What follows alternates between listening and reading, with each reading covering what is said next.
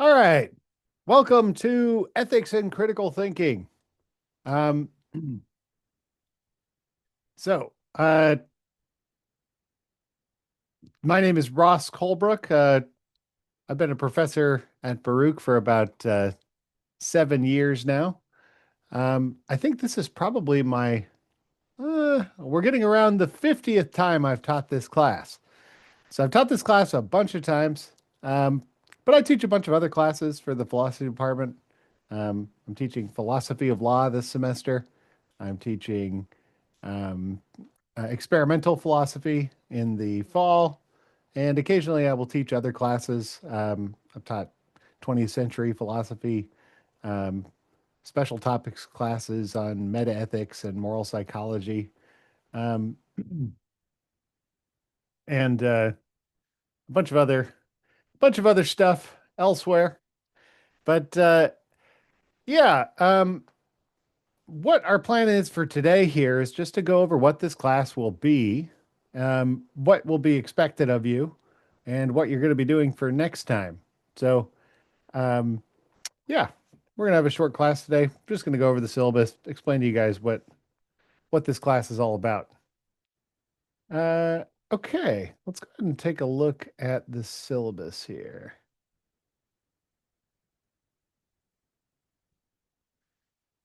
All right, so all of you guys are already doing well on one count, which is you're here at the right time. So we meet, of course, on Thursdays at 9:05 Eastern. Um, One thing you may have noticed about this class that's a little bit weird is the class is only listed one day a week for an hour and 15 minutes. And there's a reason for that. Um, the way this class is taught is you will have, ooh, excuse me, there's probably going to be, I was going to say another one after that. Okay. The way this class is taught, you will have one asynchronous lecture every week. So if you scroll over to the left here, you'll see a bunch of different modules. Each different module has an asynchronous lecture. Now, generally, you will have one per week. However, there are a couple weeks that I've split up into 2 weeks, a couple modules I've split up into 2 weeks. That's specifically Module 2 and Module 5, each of which is a very long lecture that I decided, oh, that's just too long for 1 week. We're covering too much material. So in general, you'll have one lecture per week, and you will have 1 to 2 homework assignments per week. And then on Thursday, we will always meet synchronously. The purpose of these synchronous meetings, the purpose of these synchronous meetings is to give you guys the answers to all the homework. But not just the answers. In addition, you'll get the explanations for why the homework is the way it is. Um, I'm supposed to, for these meetings, you should expect that I will be giving you more explanation of some of the concepts in the modules. I'll be giving you more examples. We will sometimes do little quizzes, games to help you practice so I can uh, get a chance to see how well everybody's doing after the benefit of my explanation, such as it is. And so that's what we're going to be doing each week is you're going to be watching one of these YouTube lectures, then we're going to be meeting synchronously, and you're going to be submitting 1 to 2 homework assignments a week. Um, I expect you to attend these Zoom meetings. Repeatedly failing to attend them or repeatedly arriving late could negatively impact your grade. Um, it could do so at the very minimum indirectly in the sense that if you do not get the explanation that I give, and some of these assignments are somewhat difficult, you will not be prepared for the midterm and the final. So you need to make sure that you're here, that you are participating, that you get that as I am going through the homework assignment each week, you are following along with the results of your own homework assignment to see like, okay, did I get that question right? Did I get that question wrong?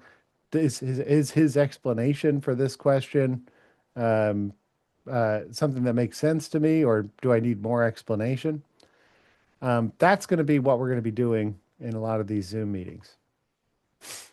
So let's talk a little bit about that homework. We'll start with the homework. The homework consists of 16 multiple choice quizzes over the course of the semester. So I am very forgiving with this homework assignment in a couple ways. And I'm very unforgiving with these homework assignments. I'm very unforgiving with these homework assignments in a couple other ways. So the first thing is we'll start with the unforgiving stuff. I will not accept late homework assignments in this class.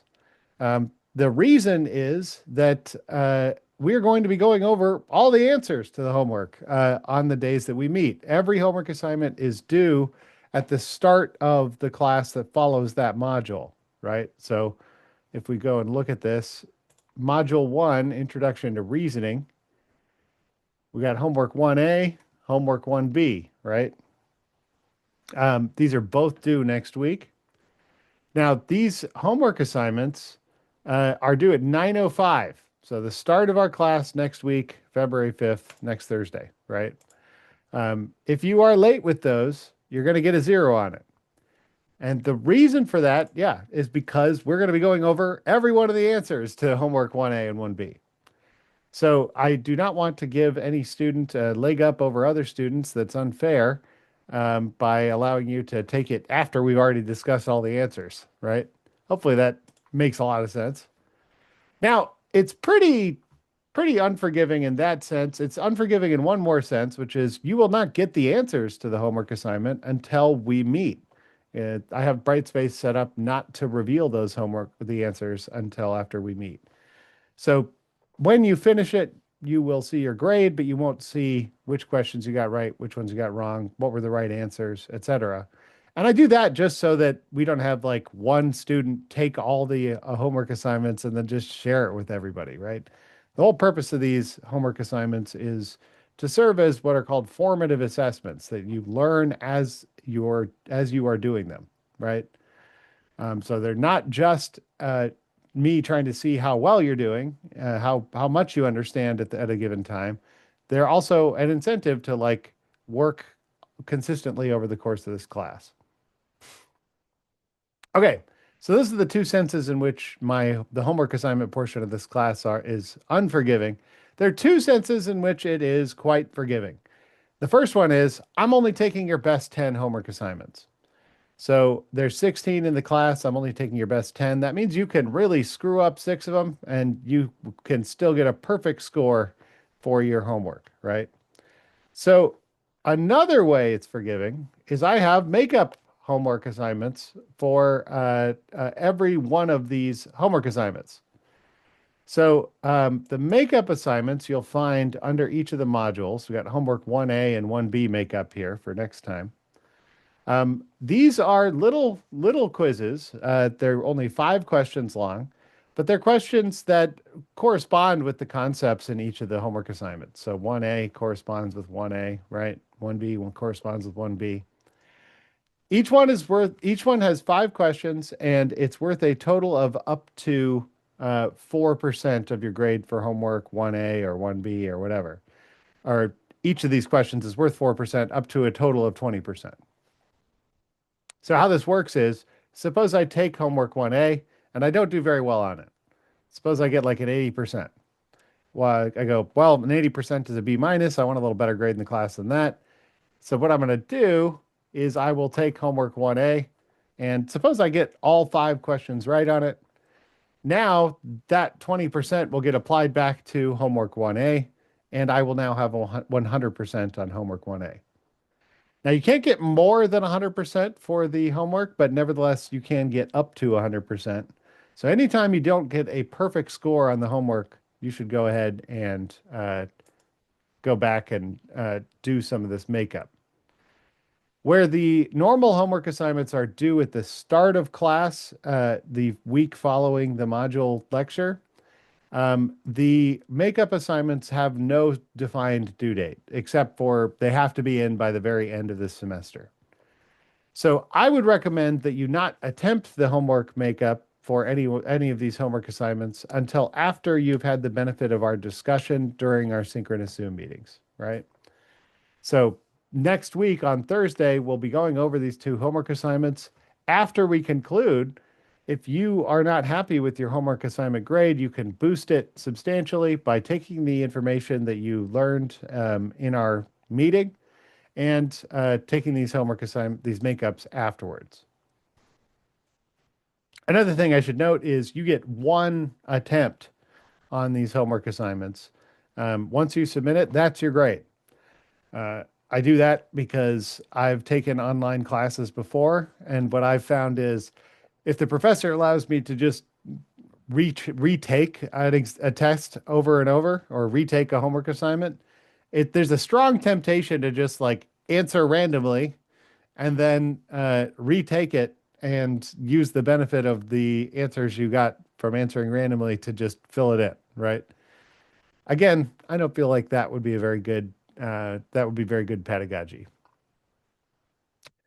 Okay, so going back here to the syllabus, the homework assignments, all things considered, are worth 25%.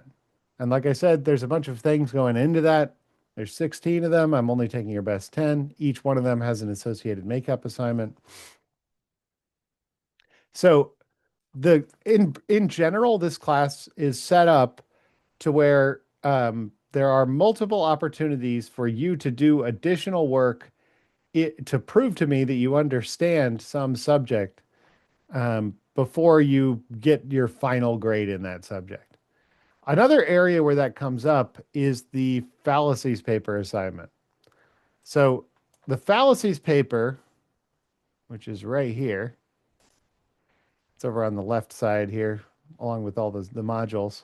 The fallacies paper will be a very short paper where you will basically analyze 3 political campaign ads. You'll analyze 3 different ads. You'll tell me what's going on in the ad. You'll tell me what the ad's argumentative structure is, what's its premises, and what's its conclusion.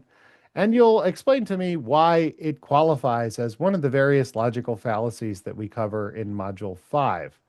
And if you don't know what a fallacy is yet, it's no problem. You're going to learn all about them when we get to Module 5.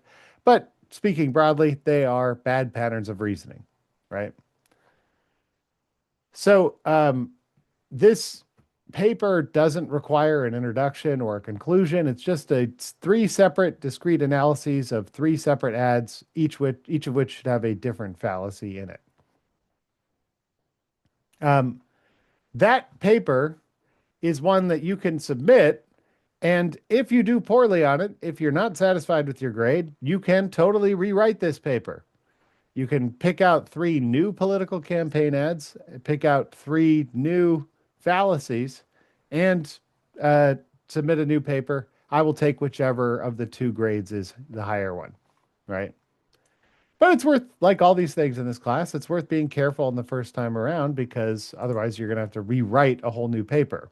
Again, I'm not just the whole idea is for you to be able to do extra work in order to demonstrate your mastery of these subjects. All right. The other 2 more high stakes elements of your grade are the midterm and the final. So the midterm and the final are multiple choice midterms and finals. They look a lot like the homework. They're 50 questions, and the major difference between them and the homework is they are timed. And there's no way to change your grade on them, right? You can't improve your grade after you take it.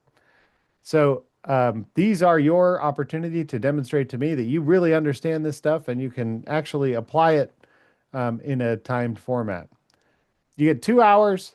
Every one of these midterms and finals is drawn from a test bank, which means that every person will get a different test, right? Your question 1 will be different from somebody else's question 1.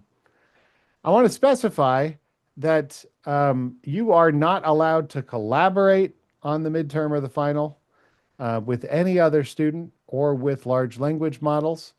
You're supposed to take this on your own. That said, and so that what that means is if I get any evidence that any student is cheating by taking an exam for somebody else or using a large language model to help them with their answers, I will report that to the dean of students as an academic integrity violation. I want to make sure that is clear up front. That said, this is an open materials, open book test, right? You could look at any of the YouTube lectures. You can look at any of the homework or any of the results of your homework assignments. You can look at any of your notes that you might take. You can look at the slides or the practice materials, which are all available here under practice and supplementary materials. All that stuff is fair game. And as a result, you'll have a lot of resources for the midterm and the final. That doesn't, however, mean that you should go into that midterm or final unprepared. So we're going to be doing a bunch of practice in this class when we meet synchronously to discuss stuff. And you should be paying attention to that. And in addition, you should be doing some of the practice materials before you actually take the midterm and the final. So you get a sense of, okay, how well am I actually knowing this thing, right? You got to be able to prove to yourself that you do well with these concepts before you get into a situation where this is a time demonstration of how well you're doing, right? So the midterm and the final are worth 25% each. The final exam is cumulative. It includes everything in this class. And another important thing about the midterm and the final is you can choose to take them whenever is convenient for you. So they are timed, unlike the homework. The homework, as long as you get it in by the start of our class when it's due, it doesn't matter if you start it and then stop it, or you do 5 questions and you come back an hour later. It doesn't really matter. The excuse me, the midterm and the final are not that way, right? You need to get these things done within 2 hours. Once you start it, the time is ticking. Okay, so but you can take it anytime you want during the window in which it is open. So if we look at the midterm is actually open for, let's see, a huge amount of time. You're going to have like 20 days to take the midterm, almost 3 weeks. That's due partially to a quirk of our schedule in this semester, where spring break is in kind of a weird time. So I have the midterm actually due after spring break in this class. The final exam, you'll get a smaller window to take it in, but still a decent sized window. You're going to have from May 21st to May 26th. So a 5-day window. And you can take it anytime when it works into your schedule, right? Part of the idea behind this class is that it's supposed to be a little more flexible than a traditional class where you're going in and having to sit in a room with me talking at you for 3 hours a week or 2.5 hours a week. Here, you only have to do that for 1.5 hours a week, or 1 hour and 15 minutes. And then the lectures you can watch whenever is convenient for you, and the homework you can take whenever is convenient for you. That's also true of the midterm and the final, as long as you take it within the window that it's open. One thing to note, if you submit homework assignments late in this class, or you submit the midterm or the final exam late, you will just get a 0 on it. Same thing with the fallacies paper. There's a lot of leeway built into this class. You have a lot of flexibility, and what that means is that I'm not going to be super lenient necessarily if you fail to actually submit stuff during that period of leniency, right? So make sure that you get everything in on time for this class. The same is true, by the way, for the midterm and the final. I'll be going over a bunch of the answers. So I cannot let a student take a midterm or a final late, because it would be super unfair to the rest of the class, right? So make sure that you keep track of deadlines in this class. Make sure you keep track of when things are due. You'll see over here on the left side, each of these dates you see are the dates that something is due. or you're going to have to turn something in, right? So just as we go through the class, just follow along with these dates. Make sure that you ahead of time you go, okay, next week is going to be our meeting on this the 5th of February. Um, what's going to be due on that day? All right, let's take a look. Okay, module one, I got homework 1A, 1B, right? Okay. Let's talk a little. I just talked basically about what the late work and makeup policy is. Um, I also talked about how I expect you to watch the YouTube lectures and attend these Zoom meetings. Cheating and plagiarism. There's not a lot of opportunity to plagiarize the fallacies paper, and I don't ever see traditional plagiarism anymore. After ChatGPT came out, it was pretty much um, just ChatGPT instead of traditional plagiarism where you copy something off the internet. Um, but that said, this homework assignment, this fallacies paper is not very easy to cheat on, not very easy to plagiarize. Um, so uh, yeah, but just know that you're not allowed to just use a large language model to generate it. Um, the best approach to doing it would be to just find three political campaign ads on YouTube, right? Go find them and then run through the instructions with each of the ads, right?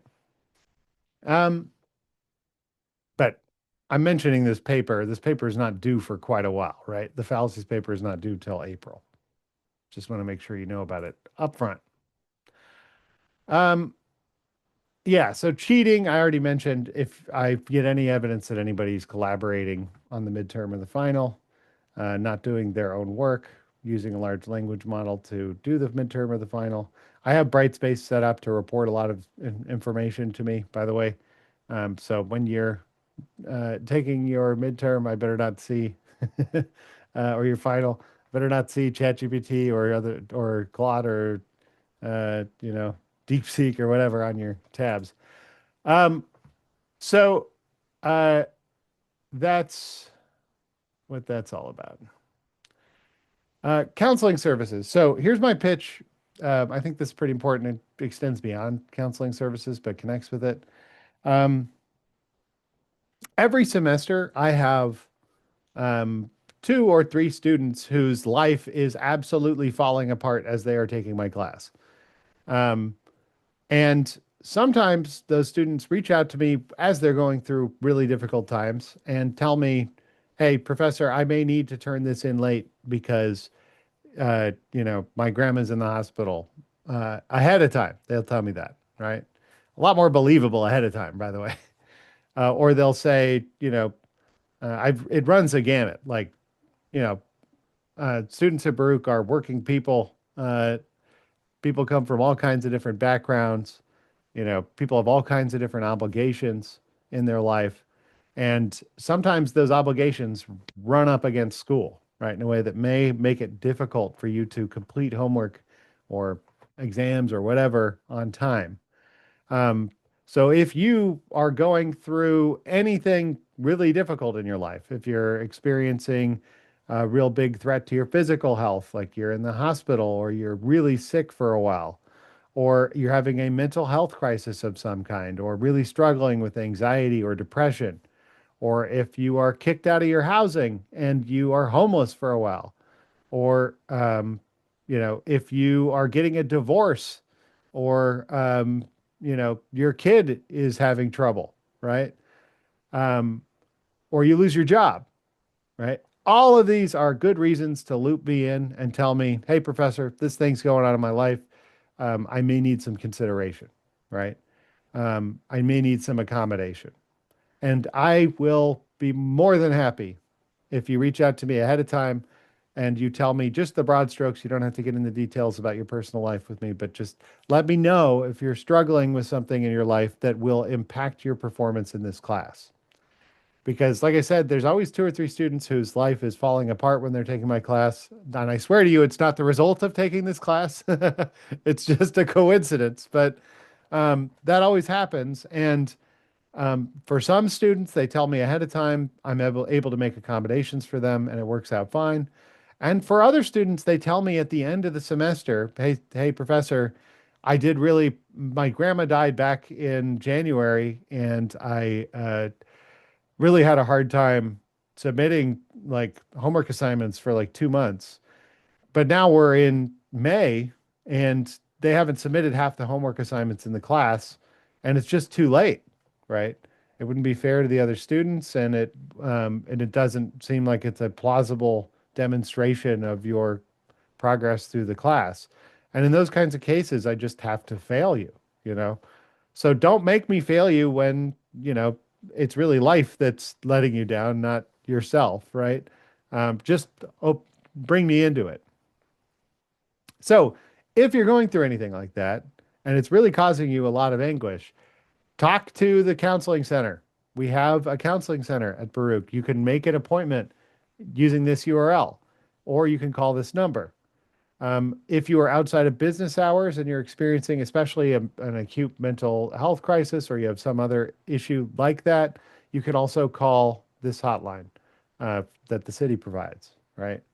Um, Another important thing is if you hear any student, um, you know, either engaged in some kind of academic integrity violation, or more seriously, talking about doing violence to anybody else.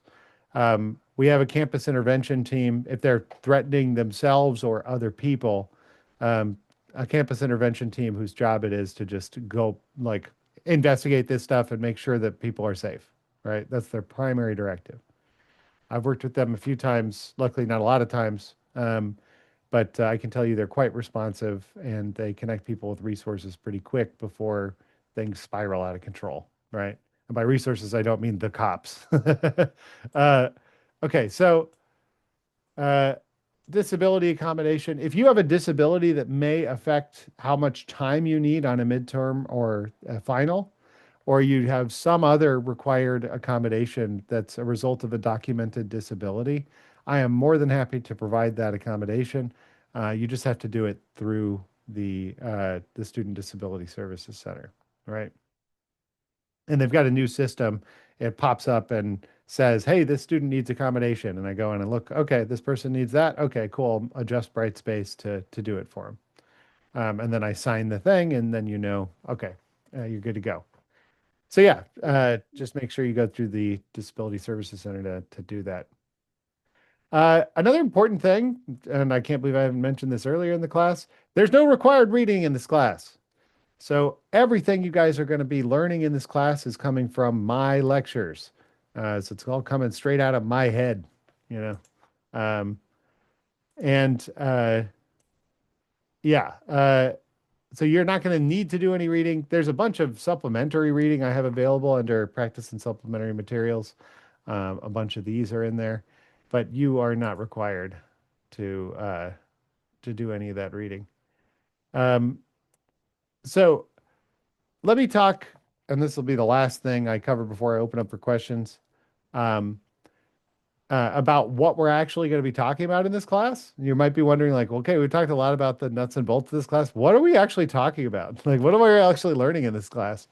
Um, well, so this class is basically three parts. The first part has to do with all the basics of reasoning. So it's a lot of stuff that you would learn at the beginning of a logic class, right? So you're going to learn basic concepts in reasoning for next week, the idea of truth and justification, consistency, inconsistency, logical connectedness, what premises and conclusions and arguments are, and how to identify them. Then next week and the following week, we'll be talking about deductive reasoning. This is where arguments are supposed to guarantee the truth of their conclusion. So kind of really tight connection between the premises of an argument and the conclusion of an argument. And so you'll be learning how to identify whether an argument is deductively valid. You'll also be able to identify whether an argument is sound, right? Sound arguments are the strongest possible arguments. They're arguments where if the premises are true, the conclusion is guaranteed, and the premises actually are true. So you actually have to believe the conclusion, right? It would be a rational to not believe the conclusion of a sound argument if the premises actually are true. So then we'll move on to inductive reasoning. These are arguments where the premises are aimed at uh, making their conclusion more probable, but not guaranteeing it. And a lot of our arguments, some of the best arguments we have, are of this structure. So you're going to be identifying the six different types of inductive reasoning and differentiating them from each other. So we'll be talking about generalization, enumerative induction, statistical syllogism, analogy, and causal arguments. We'll also be, after that, talking about abductive reasoning. This is otherwise known as inference to the best explanation. We'll be talking about the rational decision criteria for explanations, testability, fruitfulness, scope, simplicity, and conservatism. These are ways of engaging in scientific reasoning, right? And then we will close out that portion of the class with a 2-week module on fallacies. These are bad patterns of reasoning. We'll be talking about 4 different families of fallacies. We're not going to be talking about every fallacy, but the 4 different families. And then you'll have your spring break and you'll have your fallacies paper due at the end of that. Excuse me. Okay, then you'll have your midterm. So the midterm will cover all of the first 5 lectures, the first 5 modules. From there, we're going to be talking about persuasion, the perception and memory and internal factors in bad reasoning. That portion of the class, those 3 lectures, is basically a kind of cognitive science of critical thinking portion. So we're going to have like introduction to critical thinking, all the basic toolkit. Then we're going to have what psychology has taught us about how people reason and how people make decisions and how people are persuaded to act, right? And so, yeah, we'll be talking about persuasion, perception, and memory. And internal factors in bad reasoning is largely about cognitive biases. So cognitive biases are implicit patterns of bad reasoning, right? Whereas fallacies are explicit patterns of bad reasoning. So an explicit pattern of reasoning is where you think through, okay, if I believe this, if you consciously think through, if I believe this, then that leads to this, then this leads to that, right? Implicit reasoning is where that process goes on somewhere in your mind, but it's not conscious. And instead, the only thing that appears before your consciousness is just the conclusion. This seems right to you, right? Well, we engage in all kinds of reasoning implicitly, and it turns out, especially when we're engaged in implicit reasoning, that reasoning is subject to all kinds of characteristic defects that cognitive and social psychologists have identified. So we have to be on our guard for those, right? Finally, we will close out with a 3-lecture series on ethics-related subjects. So we'll talk about well-being and happiness, something that a lot of people think is important for ethics. We'll talk about ethics itself. We'll be differentiating the different families of ethics from each other, the different branches of ethics, the kinds of questions that ethicists and psychologists and philosophers are interested in. And these are all very different. They're different subject matter. They all could be called ethics in some way, but they're all different. And we'll also be talking about the 3 main normative ethical theories that you would normally cover in a class devoted just to ethics. We'll be covering it at a somewhat high level, but nevertheless, we'll be covering consequentialism, deontology, and virtue ethics. Finally, we will close out the semester with a lecture and discussion on free will. So free will is often seen as a prerequisite for moral responsibility. We have to be able to act freely in order to be held responsible for our actions, right? And so we'll talk a little bit about some of the bases of moral responsibility and problems of that both psychology and philosophy seems to have suggested about the possibility that we actually have free will, right?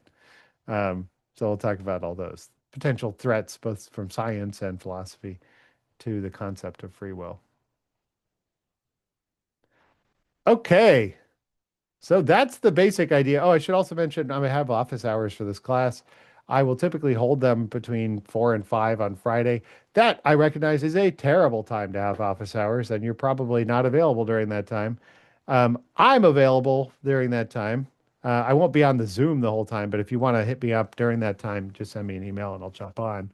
Because my office hours time is so terrible, I'm willing to meet with you at any other time that works for both of our schedules. So, if you want to send me an email, meet any other time. I'll always be available Friday, 4 to 5. But if you want to find any other time, I will usually be able to suggest a couple times that would work for me. And yeah, I've never missed a student because we couldn't work our schedules out, right?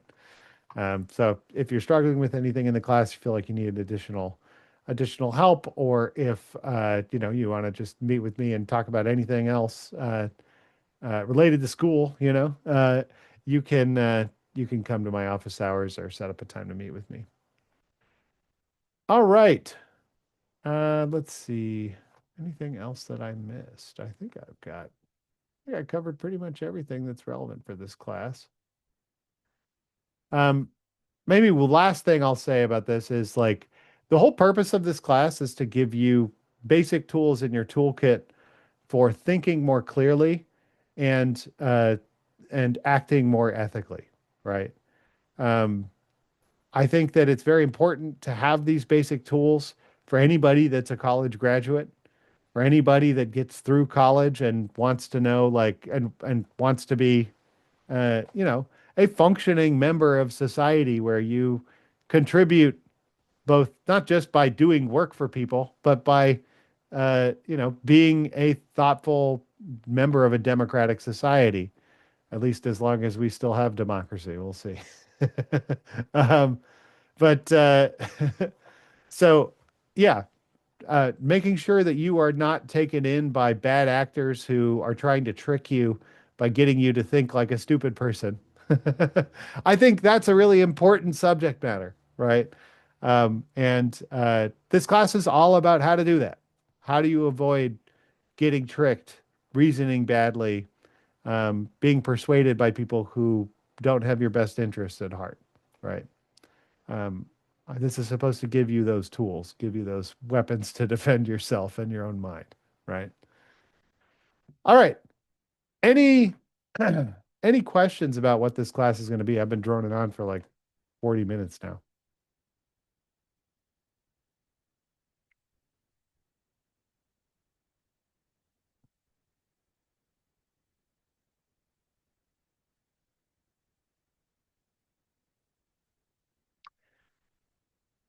All right. Well, if there aren't any questions, we can always cover. That was clear? Okay, Roger. All right, great. Let's talk real briefly about what I want. I mentioned it already last time, what I want for next time. Here, module one, you'll see we've got homework 1A and 1B due next week. So I expect you to watch this YouTube lecture on Introduction to Reasoning with a somewhat younger version of myself with a really huge mustache. You may find that kind of funny. Uh,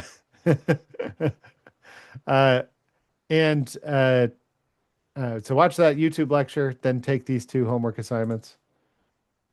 Oh, good. Jordan says no questions. Excellent. Okay. Stacy's asking, will the Zoom recording be posted as well? The answer to that question, Stacy, is yes. However, I want to make clear that those recordings will not serve as a substitute for actually attending class, right? Um, so they're intended for if a student has some crazy life thing going on and they want to be able to review things, or if you want to review things when you are studying for the midterm or the final, and you want to go like, okay, the professor explained it in a particular way that kind of made sense to me at the time, but now I can't really remember it. Let's go back and look at it as I'm studying, right? So I will post those, and you'll see recordings of synchronous meetings. This link will pop up probably in a few hours when I post the recording of this. Yeah. Jordan's asking just to confirm the makeup homework assignments do not have a deadline. That is correct, Jordan. Yeah. The only deadline for those is they must be submitted by the very end of the semester when you submit your final exam. Yeah. So if they basically my rule for those is if you've got it done by the time I start grading for the class and I'm getting ready to send stuff to the registrar, it's going to count. Uh, if you don't have it done by then, it's not going to. Yeah.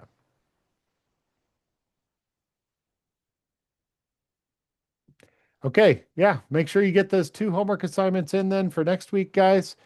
And yeah, come to class ready to talk about those 2 homework assignments. Um, we'll be going over all of them in great detail. Uh, all right, guys, I'm looking forward to having a great semester with you guys, having a great spring. So hopefully you guys are too. Hopefully you learn a lot in this class. And yeah, I'll let you go there, and I will see you guys next week. Have a great day, guys.